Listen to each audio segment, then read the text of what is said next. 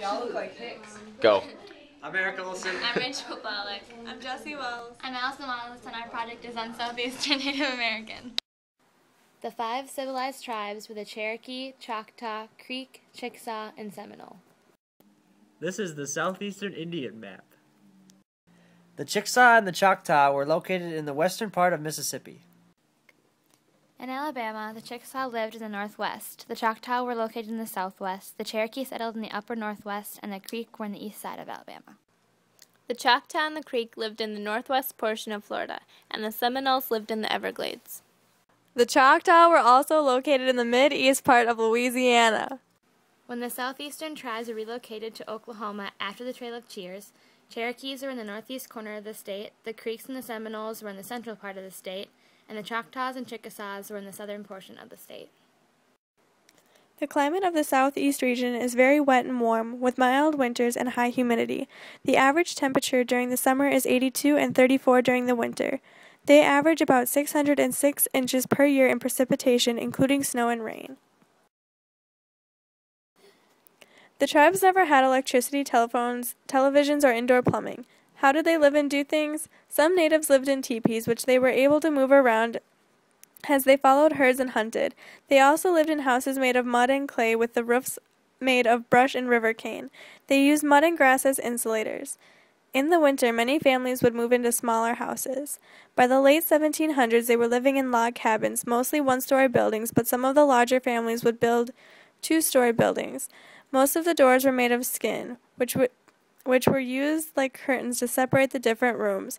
Most of the beds in the houses were bunk beds, which had frames made of poles tied together and with rawhide strips. The mattresses were made of bundles of soft river reeds. Their blankets were made of soft fur, such as mountain lion, buffalo calves, or fawn skins. In many of the tribes, the families would have their own gardens that grew next to their homes. In the winter, they built hothouses that were designed to keep the heat in and reflect the cold.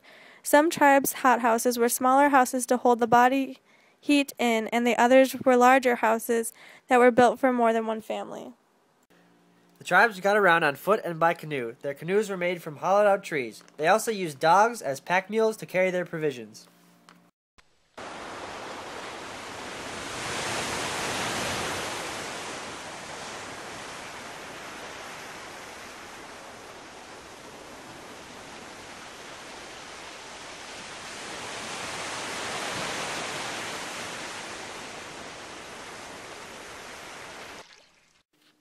In the summer, women and men went naked from the waist up. Women wore wraparound skirts and men wore breechcloths made out of deer skin. In winter, women wore dresses and men wore leggings, shirts, and moccasins. Every tribe of the southeast had some variation of what was called the green corn dance. This ceremony, held once a year, was a time for thanksgiving and self-purification. Some tribes, like the Seminoles, took a more religious approach to the festival. They would drink what was called the black drink, an emetic, on the evening of the first day of the festival, believing it would purify themselves physically and spiritually. After drinking this drink and fasting for some time, they could eat the divine corn without trepidation of sickness and death, the consequences from a divine spirit for not purging themselves of evil and not embodying perfect innocence. The Seminoles also washed in steam and occupied a palm leaf tent filled with steam until the Great Spirit forgave them of their wrongdoings. After drinking the black drink and being exculpated, the Native Americans would take snake fangs and inflict deep scratches on themselves to cleanse their body from impurities. They would also dance, sing, and play games throughout the whole ceremony.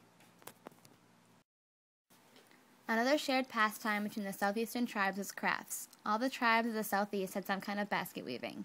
River cane baskets were weaved by the Choctaw tribe, and the Seminoles made sweetgrass baskets. The Choctaws were superior at wood carving. Bead making was also very popular among the tribes. The Seminole woman would get a string of beads for every year they were alive until they turned 40. When they turned 40, they started taking the strands of beads off. The women were not allowed to go to their dwellings without the beads on. The Cherokee tribe were very artistic, creating gourd art, pottery, and masks. Tolly, chunky, football, swimming, foot races, and stickball were some of the American Indians' favorite games. Chunky, a game having 2 players, started when a wheel-like object about the size of a hockey puck would be rolled on a smooth dirt surface. The players would then take their long poles and hurl it while the chunky stone was still rolling, and when the disc came to a halt, the pole that was the closest was the one who won. Another popular game is similar to lacrosse, but is commonly called stickball. Stickball requires a flat area about 100 to 500 yards with 2 goal posts on each end, 3 to 4 yards apart. 2 teams of 9 to several hundred people would participate, each player having 2 2-foot-long hickory sticks with baskets on the end. The objective of the game is to take the ball with the sticks and carry it or launch the ball to another player to get the ball down the field. To score a point, the ball would have to go between the 2 posts or hit the pole. Many times this game got quite violent because the people who didn't have possession of the ball could get into fights to keep the other player away from the ball. These fights often resulted in severe injuries or even death. The Southeast Native Americans were very spiritual. They prayed to the sun, who was their main god, the moon, who was his wife, and the stars, who were its children. They also prayed to animal spirits. They prayed to them because they feared if they didn't, they would disappear. Overall, the tribes of the Southeast were not warlike, but went to war when they had to. The warriors wore the color red into battle. For weapons, they used war clubs, tomahawks, blowguns, and bows and arrows. They also used hide shields to protect themselves. The food the natives of the Southeast had is quite similar to the cuisine that exists there today. The southeastern tribes were mainly hunters and harvesters. The women of the tribe planted and harvested tomatoes, potatoes, corn, beans, squash, sunflowers, pumpkins, peanuts, and melons. They also gathered seeds, berries, nuts, and wild plants from the wilderness. The men hunted deer, turkey, rabbits, turtles, fish, fowl, squirrels, doves, opossums, raccoons, and bear.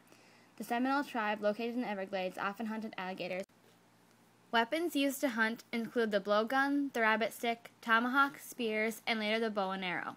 Spears and fishing poles were used by the fishers. Common dishes of the southeastern tribes included cornbread, soups, and stews.